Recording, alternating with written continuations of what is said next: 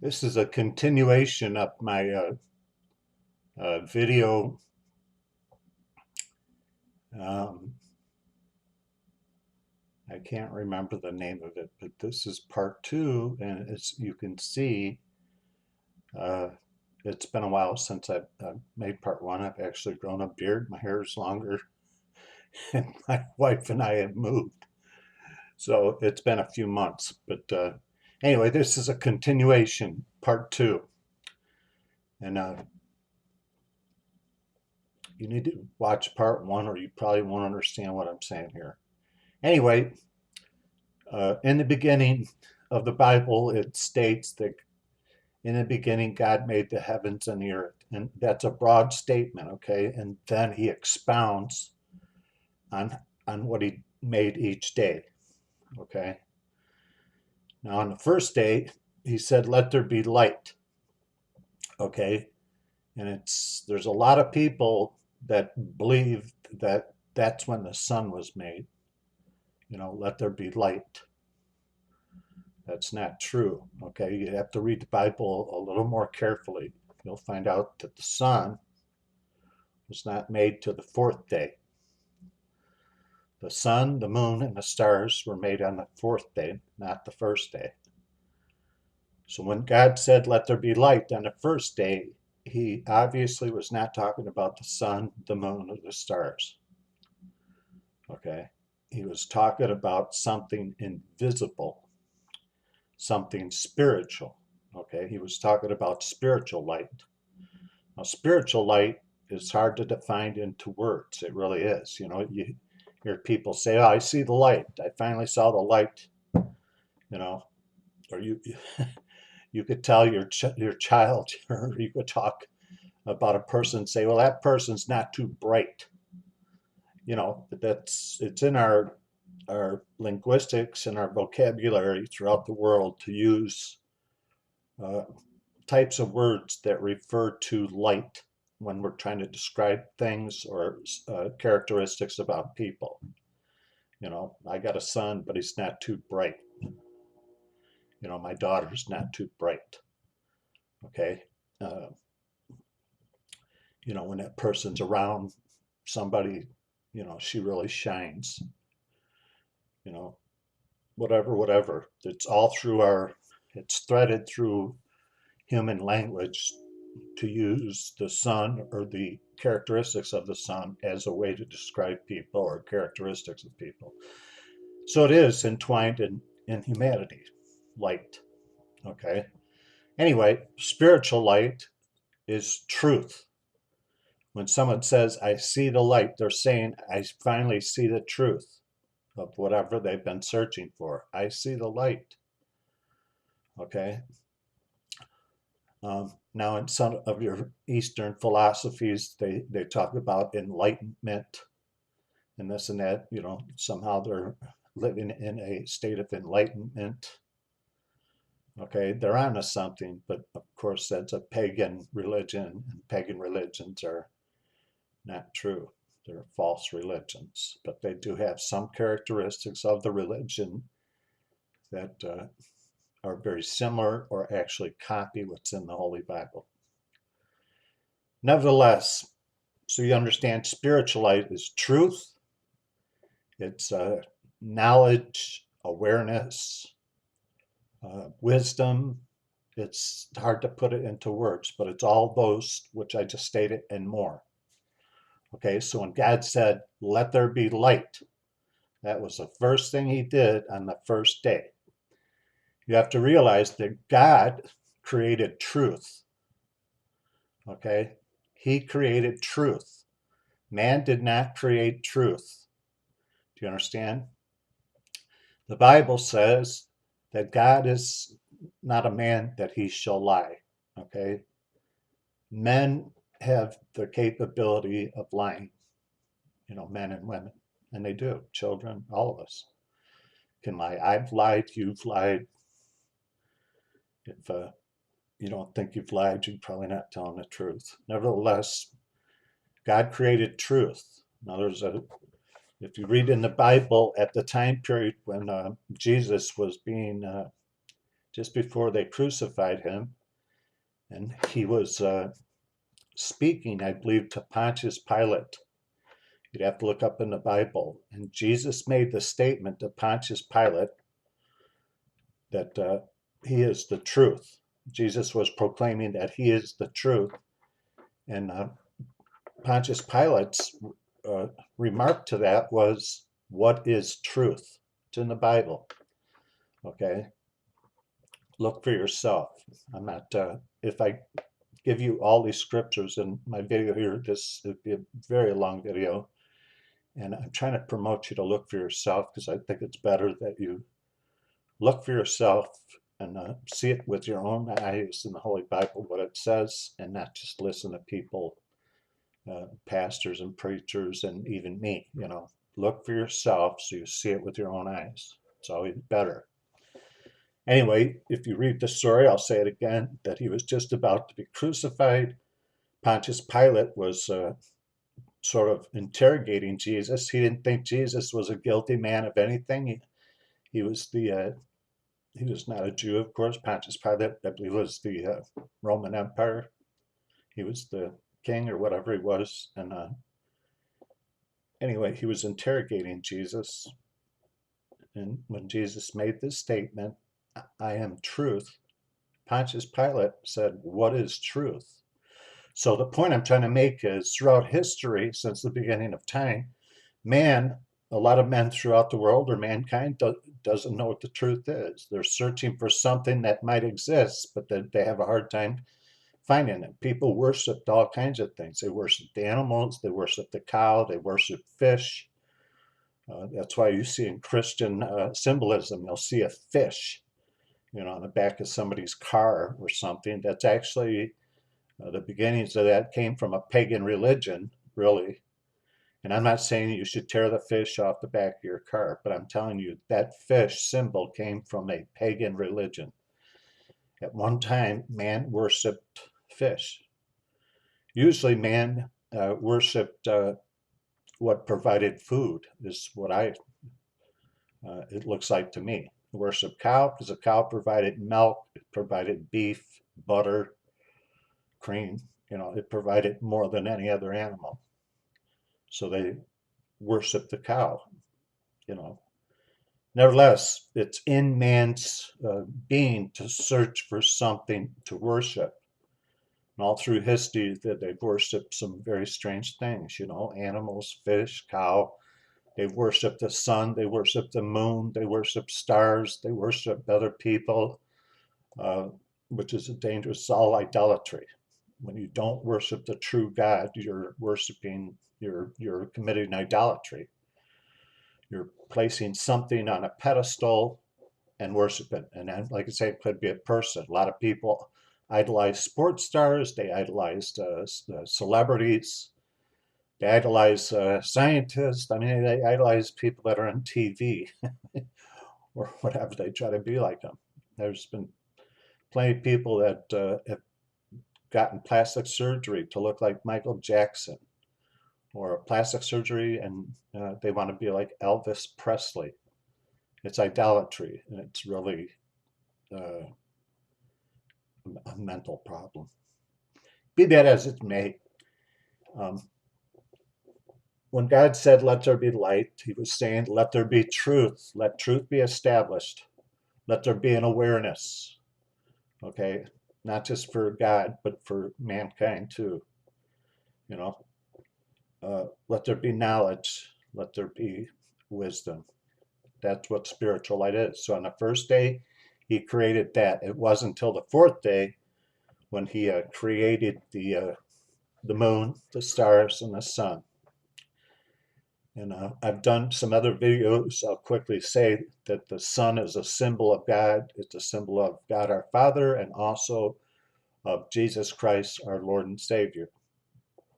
Okay? If you watch my other videos, you'll find out that that's true. And the moon, of course, is a symbol of Satan. A falling star is a fallen angel. The stars that you see up in heaven represent angels. A falling star represents a fallen angel that's fallen from God's grace. Okay? Each angel has a star. I'll give you a few quick examples. When Jesus was born, there were three wise men that followed a star, and when they got underneath that star, there was Jesus Christ. They came to worship him. That star was created when Jesus Christ was born, and that star was an angel. It had to be an archangel, a very top of the line angel. There are different kind of angels, um, archangels, lower angels. There's just not one type of angel. That the brighter the star, the higher up the angel is, because they're really a very bright, shining for God. I mean, there's different kind of angels. Nevertheless, the wise men followed that star, and it led them right to Jesus Christ. Okay, that angel was there to overlook Jesus as an infant. Nevertheless, stars do represent angels. A falling star represents a fallen angel. The claim that Satan was a fallen angel. When he did what he did in the Garden of Eden, his star, along with him, was cast into the lowest heaven, which is this world. Okay, there are different levels to heaven. This is the lowest heaven. Anyway, what's left of his physical star, a meteorite, what's left of it, because as you know, when asteroids and meteorites come to this earth, they go through the atmosphere and they burn up and they become smaller, or they can break up. What's left of his star is in the Kaaba in Saudi Arabia, at the Grand Mosque in Mecca.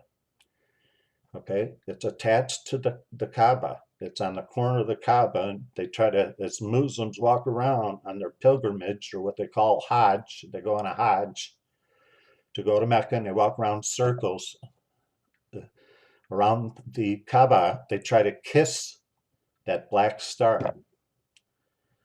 Now, what kind of religions can be very strange in their worshiping. Do you understand? Such as Jews go to the Wailing Wall. They go in front of what's left of the Holy Temple, the Temple Mount, and that's what's left of the temple when it got destroyed in 70 AD by the Roman Empire. Okay, that's where God used to live, but it got destroyed and he went back up to heaven. But that's what's left of it. But if you look at it in its purest form, they stand in front of a stone wall and they pray, what they call davening. They pray. Now, I've been to that Western Wall. There's a lot of paper stuck in the cracks and crevices, just thousands and thousands of them in every little crack. I guess they're all prayers. So look at it in its purest form. A person goes to a wall, they stick a prayer in a crack of a stone, okay, and pray to God. That's peculiar, okay? It's a strange thing. It's peculiar, okay? Muslims go to Mecca. That's the most holy site. They have other sites in Medina. They have the Dome of the Rock on top of the Jews' Temple Mount, which is an ongoing problem. That's one of the Muslims' holy site on top of the Jews' only site. Nevertheless, the Grand Mosque, they walk around in circle. So in its purest form, here's a bunch of human beings with white robes on them, walking around in a circle around this building that has a black cloth over it. Now, and then it has on one corner what's left of a star. And they walk around that building with the black cloth around in circles, and they try to kiss what's left of that star. That's a weird, strange, isn't it? Do you understand? Take a look away all the fanfare and look at it, and it's naked. Look at it like naked. Like, you understand what I'm trying to say? Here's human beings walking around circles around this building trying to kiss what's left of a meteorite. That's a very peculiar religion, very strange thing to do, isn't it? I can understand praying to a God that you might believe in But can you understand making a long pilgrimage, taking off time for work, maybe going thousands of miles and taking off a month of work or a week to go to this place and change your clothing into a white robe and then walk around in circles around this building with a black cloth on it and then try to kiss a corner that has what's left of a star? That's very peculiar, very strange, isn't it? Of course it is. But there's oddities in all religions, okay?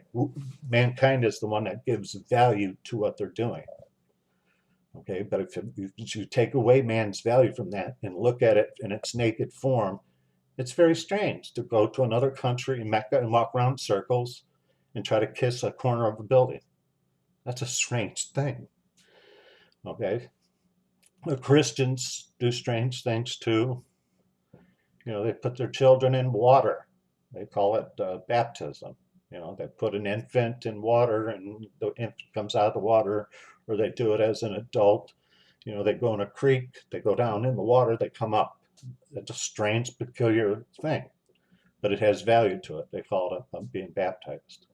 But if you take away the value, it's a very odd thing to do. To go in a body of water, go down, come up.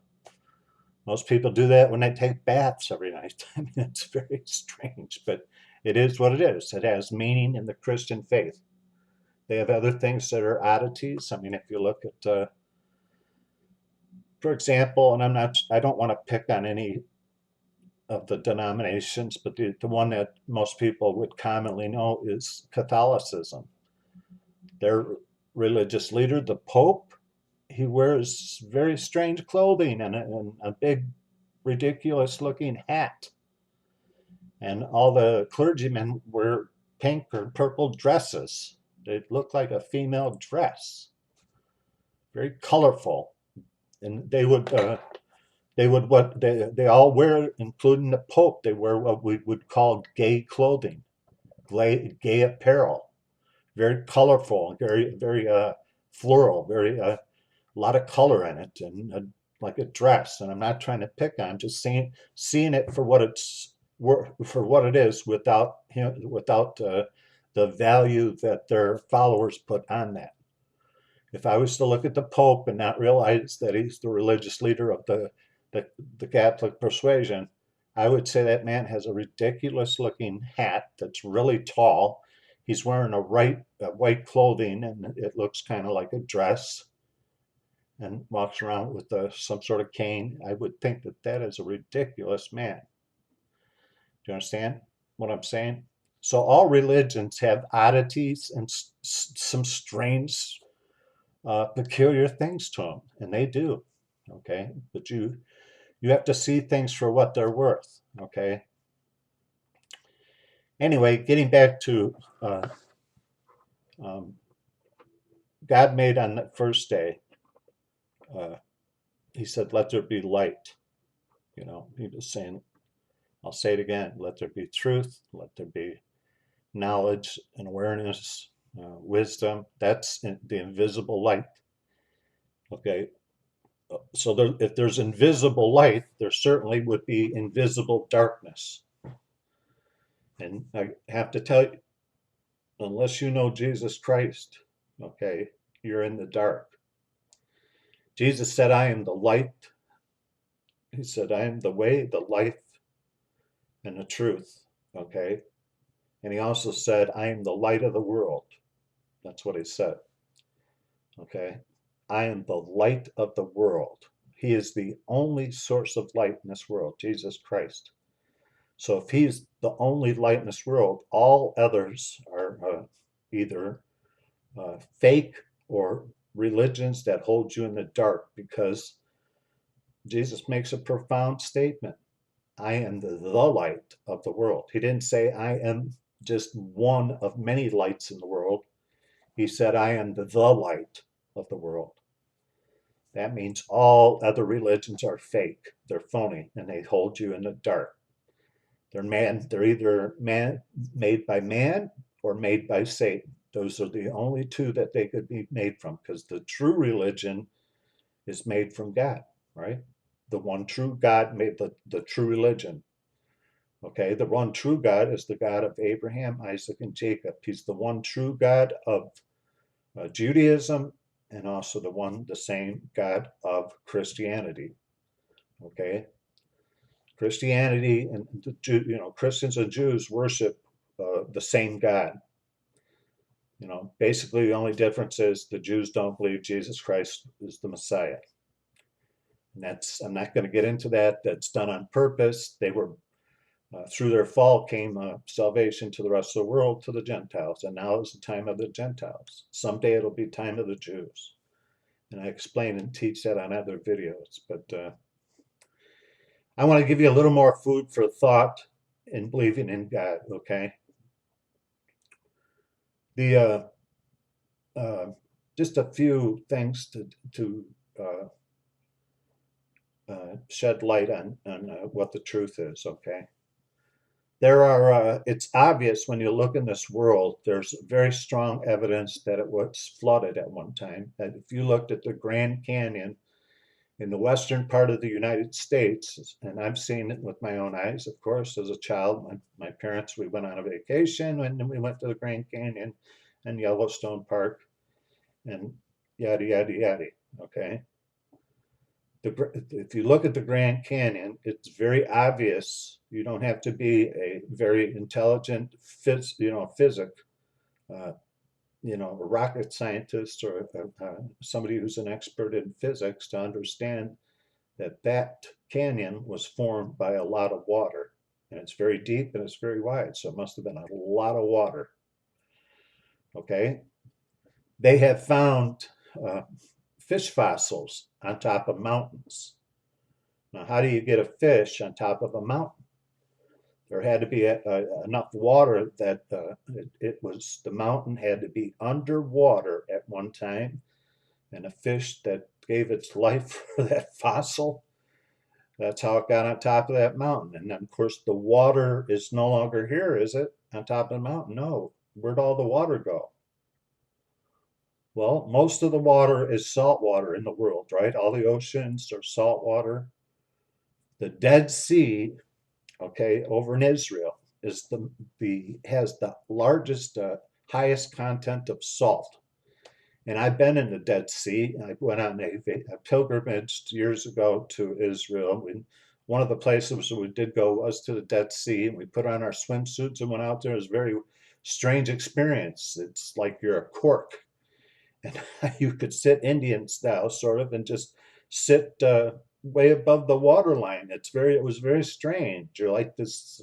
You have a lot of buoyancy, but it was very strange. It was very fun. But I'll tell you one thing: if you ever go there, don't taste it. Okay, the little kid inside of me was very curious about what it tastes. I thought it would just taste very salty, and I took and dipped my finger, took one drop, and it is the most disgusting taste ever. It does not taste like salt. So I recommend if you go there, don't ever taste it. Anyway, the Dead Sea, the largest content of salt in a body of water, okay, and it's the lowest elevation in the world. So it's the lowest point in the world, and it has the highest salt content. Now, you don't have to be somebody, like I said, you don't have to be a scientist to realize it's the lowest point in all the world and it has the highest salt content. That, as they say, is where God pulled the drain plug after the great flood, and it all came, all the water had to drain most of it into that Dead Sea because it went wherever it went. Do you understand? Because it makes sense. It's the lowest point in all the earth, and it has the highest content of salt. So, like I'll say it again, that's where God pulled the plug after the great flood, and Noah, and had the ark after God had to make the water go away. This is how you get fish fossils on mountains. This is how you get great canyons like the Grand Canyon in the United States. It's all formed by the Great Flood. So there is evidence of a great flood in this world, which is evident in the Bible when it talks about God flooded the earth. Okay? Do you understand? Anyway, those are things to think about to give great evidence that the Bible's true. because it is. Anyway, I apologize for this video for being 25 minutes, but and I got off on a few tangents there. One thing I will say is you cannot confine God to explain God and put him in a box. It's God goes on forever. Do you understand? He does. So you can't, even if I was to give lessons for hours and hours and days and weeks and months, I still can't come to an end of God. There is no God. God is eternal. He has no limit to him like we do. We are limited. He is not. He who is unlimited made things that are limited. Anyway, there's a lot of things to think about in this video. I suggest watching over and over, and hopefully it'll help you along your way of self-discovery of who you are and who God is.